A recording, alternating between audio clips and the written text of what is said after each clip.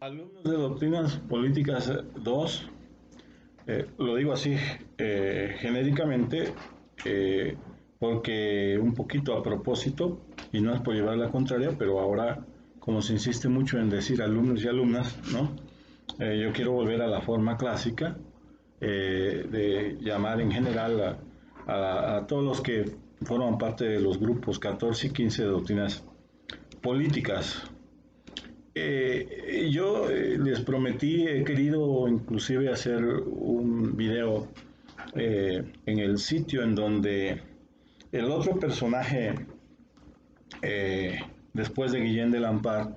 importante en pues mi visión de lo que sería un curso de doctrinas políticas centrado en la figura y la importancia que, tiene esto para la historia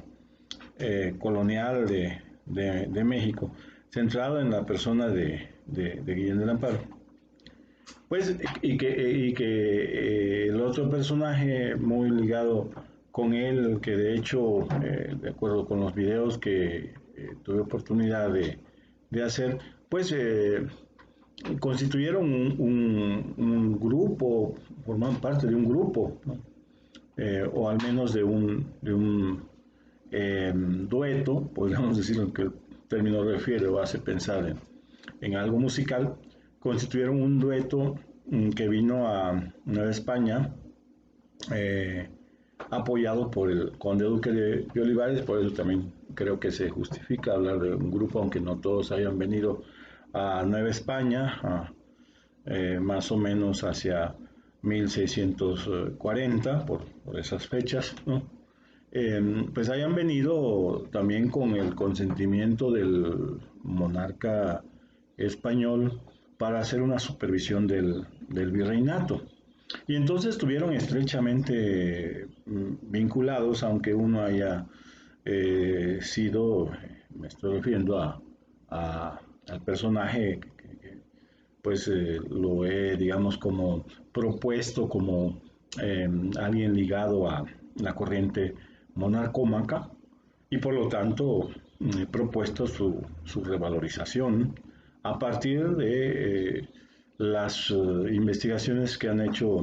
un par de biógrafos, ¿no?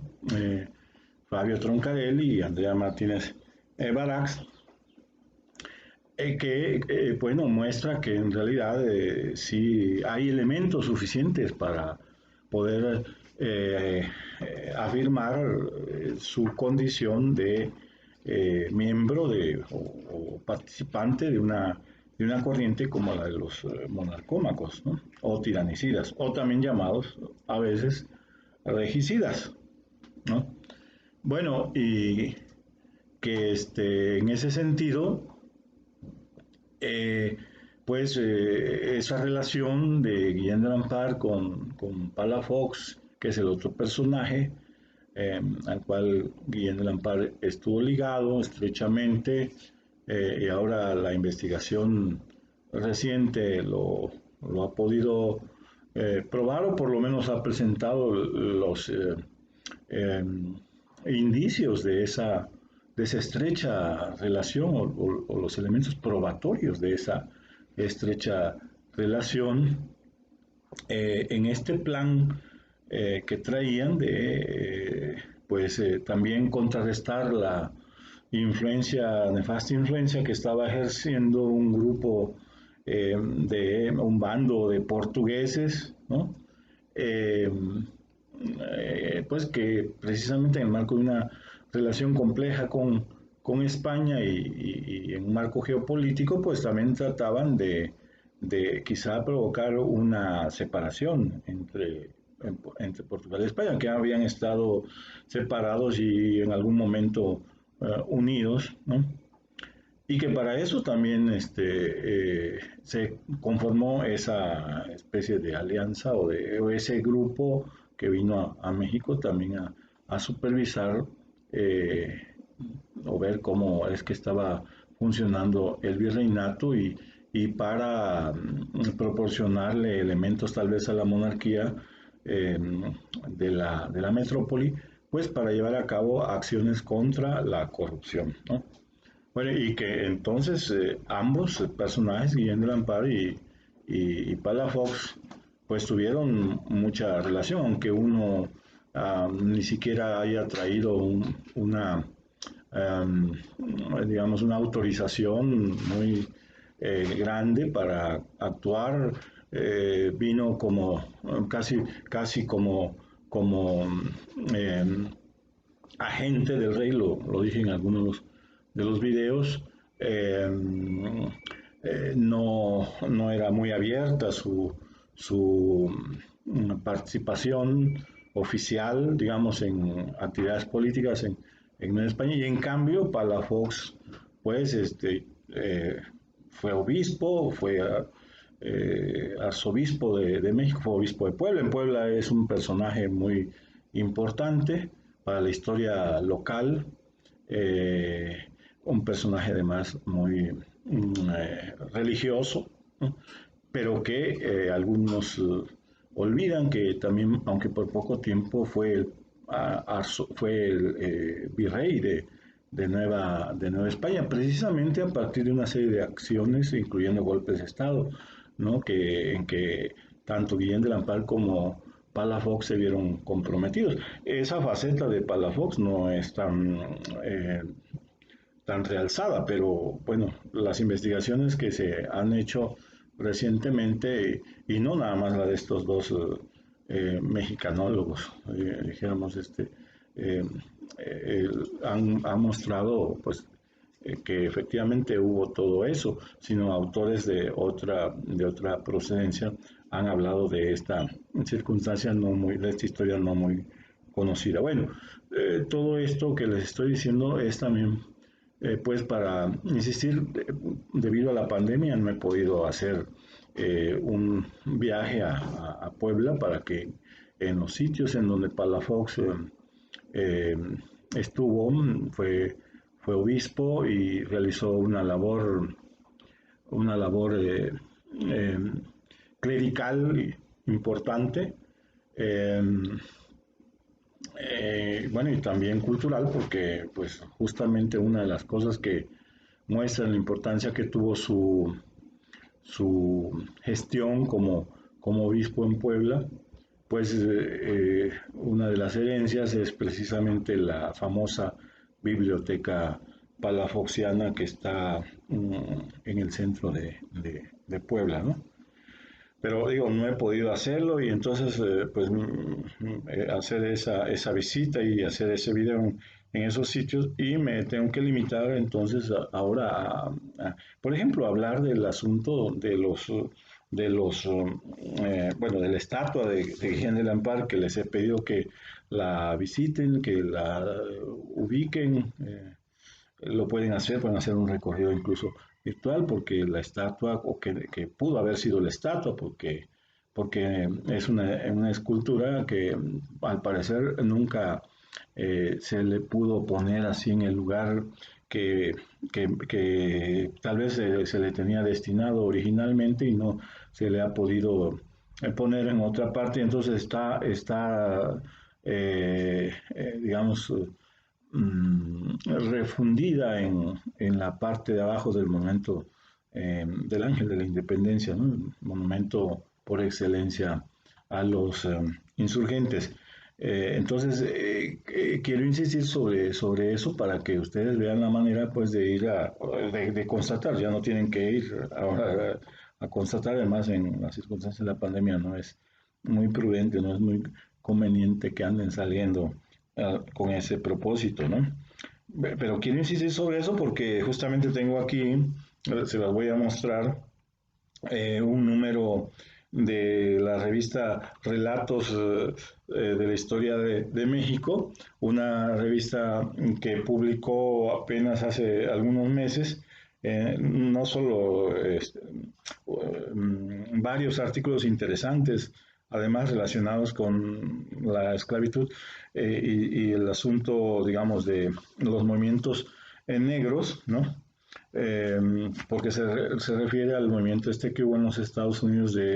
que en español es la muerte de los negros es algo importante, y publicó un número dedicado precisamente con a ese tema junto con algunos otros temas relacionados con lo de la esclavitud y la negritud. Pero en este número en particular que ahorita les voy a mostrar, habla de cómo las estatuas también mueren, porque dentro del movimiento este de Black Lives Matter se llamaba, eh, pues hubo un afán muy grande, muy relevante para derribar las estatuas, ¿no? De algunos, o al menos en algunos países, ¿no? Tanto de Europa como en los Estados Unidos, de derribar estatuas por la asociación de, bueno, los personajes que en esas estatuas estaban representados con la colonización y con la esclavitud de los negros. Y el título de la revista es muy elocuente, ¿no? Las estatuas también mueren, con alguien representado en una estatua besando el piso, besando el suelo después de haber sido eh, quitada o tumbada de su pedestal, ¿no? Y quiero hablar en ese sentido de cómo en el caso de Guillén de Lampard se tiene uno que reconsiderar esa idea del papel de los monumentos o de los personajes de la época colonial, ¿no? Que a eso se refieren sobre todo los monumentos de los que sobre todo fueron quitados de los lugares, de los pedestales donde se encontraban, porque en el caso de Guillén de Lampard es lo contrario de lo que las estatuas que estaban siendo derribadas hace algunos meses en algunos países, porque primero él nunca fue un defensor de la esclavitud, por el contrario, ¿no? Cuando fue detenido, como se dice en algunos de los videos, cuando fue que se escapó, ¿no? Se escapó por unas horas, justamente lo que buscaba era el camino para Veracruz, a donde él tenía la idea que podía encabezar lo que quedaba del movimiento de Yanga, ¿no? Entonces, en ese sentido, está fuera de duda que hubiese sido un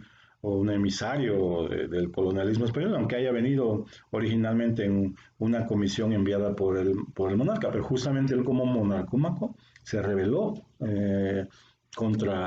no solo contra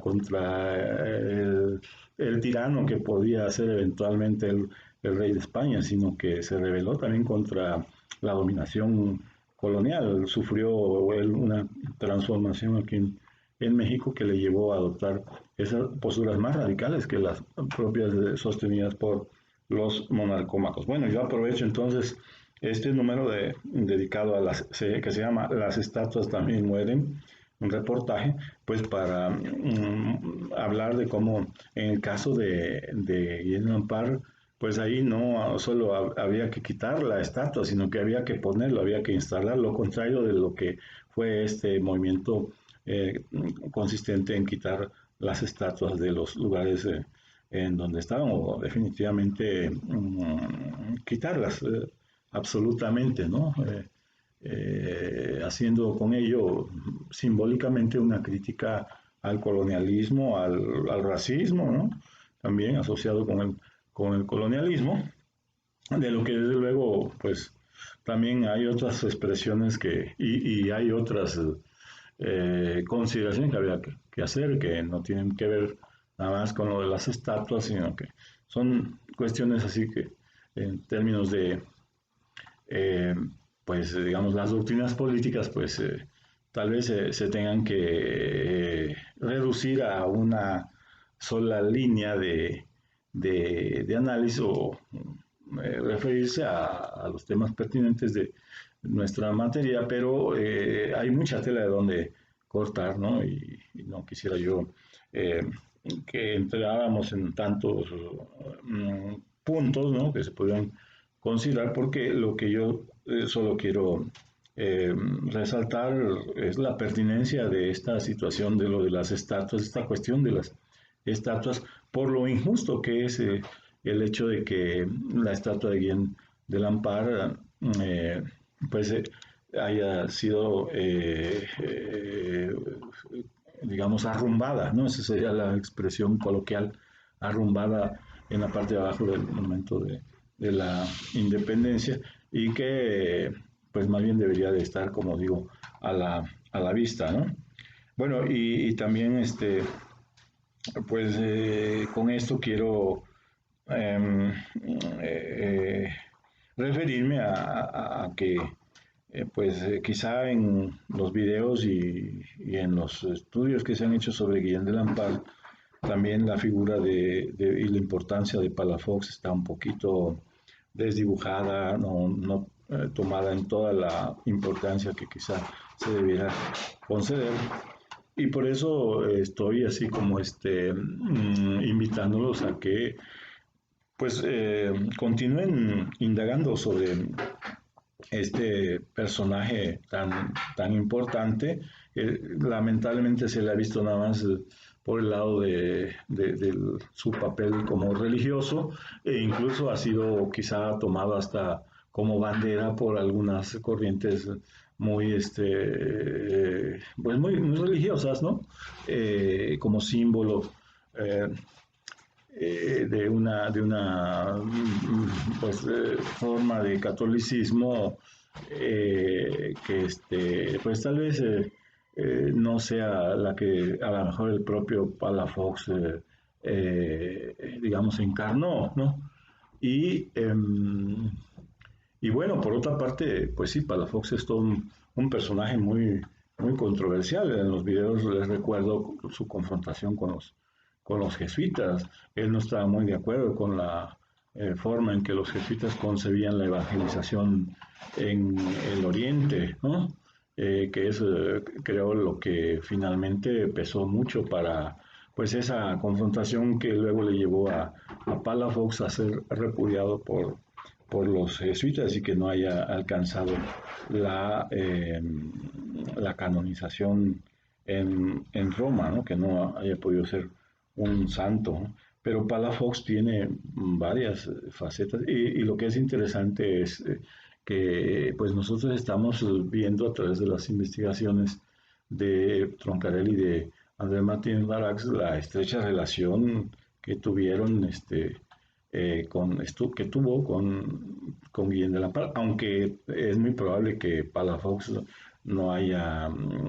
compartido algunos de los radicalismos de Guillén de Lampar y probablemente no haya eh, tenido tantos vínculos como tuvo Guillén de Lampar con la corriente monarcómaca, pero de todas maneras también Palafox tiene lo suyo y también tiene su historia de una vinculación con otras fuentes no tan ortodoxas en términos del catolicismo y del catolicismo jesuítico, inclusive, ¿no? Que lo hacen también un personaje mucho más interesante que como aquí en México tal vez se le ha querido, pero como en Puebla, ¿no? Se le ha querido presentar, ¿no? Bueno, con esto también, eh, ya casi por último, quiero referirme a un tema y a un personaje que ya más bien yo lo abordo en otros cursos de doctrinas políticas. Yo creo que tiene que ser el de doctrinas 3 porque él ya es de otro periodo, de otra época del siglo XVIII y representa además otra corriente, pero es un personaje eh, pues relacionado con la historia de la presencia del cristianismo, del catolicismo en México y es justamente un jesuita. Me refiero a la figura de Francisco Javier Clavijero, que en algunos de los videos que he hecho con el afán de describir más o menos cómo fue pues sobre todo el siglo XVII, 1600, donde ocurrió todas estas vicisitudes relacionadas con la vida y las acciones de Guillén del Amparo, de Palafox. Y ahí me tengo que referir a un tema como el de la grana cochinilla, que, bueno, pues quizás se sale un poco del marco de las doctrinas políticas, pero que tiene mucho que ver, por otra parte, con la historia cultural, con la historia del contexto, ¿no? Histórico, novohispano, ¿no? No es nada más porque yo, como soy de la región donde se dio el mayor auge de la grana cochiña, quiera hablar no solo de la grana, sino de mi región, ¿no? Sino que es más bien por la importancia que ha ido adquiriendo el tema en estos últimos años, también por la investigación más minuciosa que se ha hecho en torno de ese asunto de los colorantes, en particular de los tintes naturales y en particular de la grana cochinilla, ¿no? Sobre todo tomando como base un trabajo pues muy extraordinario, ¿no? De la investigadora norteamericana Amy Butler, El Rojo Perfecto, ¿no? En donde ella se mete, quizá no se mete tanto a donde se hacía, surgía no se hacía, no se fabricaba, sino se cultivaba la grana, pero sí se metió en toda la implicación que tenía la economía y la cultura de la grana cochiña, su proyección también en Europa, ¿no? Hay muchos capítulos, claro, que están pendientes todavía para ver con más detenimiento cómo fue que la grana cochinilla eh, pues tuvo que ver con el mercantilismo y tuvo que ver con la revolución industrial en Inglaterra, con la utilización de los colorantes por la industria textil inglesa. En fin, hay mucha tela de donde cortar, no quiero ya meterme más sobre eso porque pues requiere más tiempo y concentración en puntos específicos, pero sí me quiero referir al hecho pues de que es esa la razón por la que yo eh, impliqué en esta temática de la historia novohispana a esta figura de Francisco Javier Clavijero, el jesuita de que fue expulsado en 1767, fue expulsado junto con otros jesuitas desde México y desde todas las colonias de España fueron expulsados y enviados al exilio a Italia, a diversos puntos de la península italiana, de las ciudades italianas. Y bueno, fue Clavijero uno de estos jesuitas expulsos y el que escribió la historia antigua de México, de pues mucha fama, de mucha importancia. Y bueno, pues yo lo recordé como un personaje cuya trayectoria tuvo que ver con el ambiente, la geografía, en donde el lugar donde se produjo principalmente se cultivó la grana cochinilla, que es concretamente una alcaldía mayor de Jicayán, citada en la costa de Oaxaca, en el actual estado de Oaxaca. Ya era eh, intendencia o estaba a punto de ser intendencia, ¿no? De Oaxaca, es que no se puede decir que no haya sido Oaxaca o que estaba por ahí en lo que después va a ser el estado de Oaxaca en colindancia con Puebla, precisamente con lo que va a ser el estado de Puebla. Y esto porque el papá de Francisco Javier Clavijero precisamente fue alcalde mayor en Jicayán, lo que le permitió a Francisco Javier Clavijero tomar contacto con eh, ese lugar, ¿no? Muy importante dentro de la zona, el área mixteca, ¿no? Le permitió conocer el mixteco tal vez desde sus primeros años de vida y que le dio toda una perspectiva, digamos, de una visión, si no indigenista, que pudo haber sido proto-indigenista, también fue proto-nacionalista, fue un precursor del movimiento también de independencia, un patriota en ciernes, ¿no? Y todo eso debido a lo de su relación con la historia de la grana cochinilla, ¿no? Y hablo de él también porque ya en las doctrinas que vamos a ver subsiguientes a las que estamos viendo ahorita, pues también puede ser muy pertinente hablar de las ideas de la ilustración en Nueva España en el siglo XVIII y también de la expulsión de los jesuitas, el significado de la expulsión de los jesuitas de Nueva España y del destino que tuvieron en Italia, que tuvo en particular Clavijero en Bolonia, en Italia, porque luego, bueno, pues fue el que escribió quizá la primera historia, como se ha dicho, la primera historia de México, ya desde el punto de vista de cierta noción de patria y quizá de nación, aunque haya sido al mismo tiempo un jesuita muy religioso, ¿no? Y entonces como una especie de adelanto de futuros, futuras derivaciones que pudiéramos decir, que pudiéramos hacer de estas pues, eh, consideraciones que hemos estado haciendo sobre el siglo XVII, el novohispano, y sobre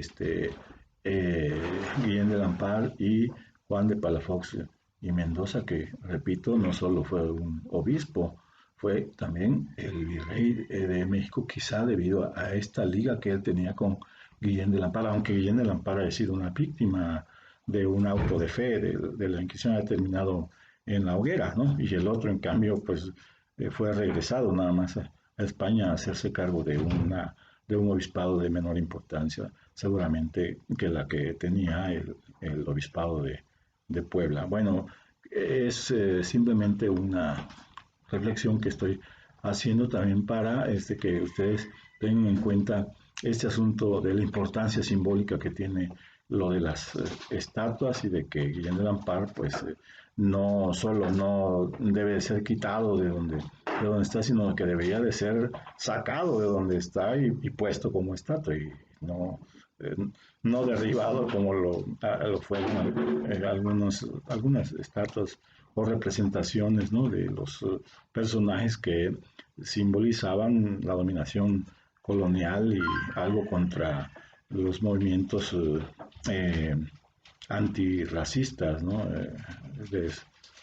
Antes los esclavos y ahora tal vez de comunidades negras que también buscan su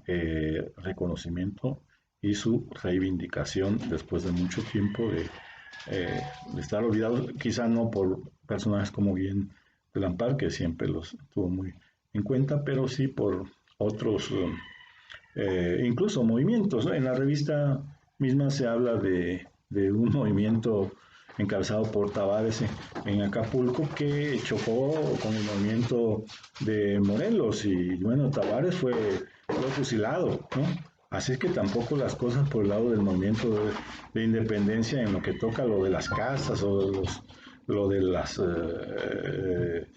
etnias, se podría decir ahora, tampoco es una cosa tan que no admita una reflexión más a profundidad. Pero eso será un tema de próximos videos o de los próximos trimestres, si es que tenemos oportunidad de seguir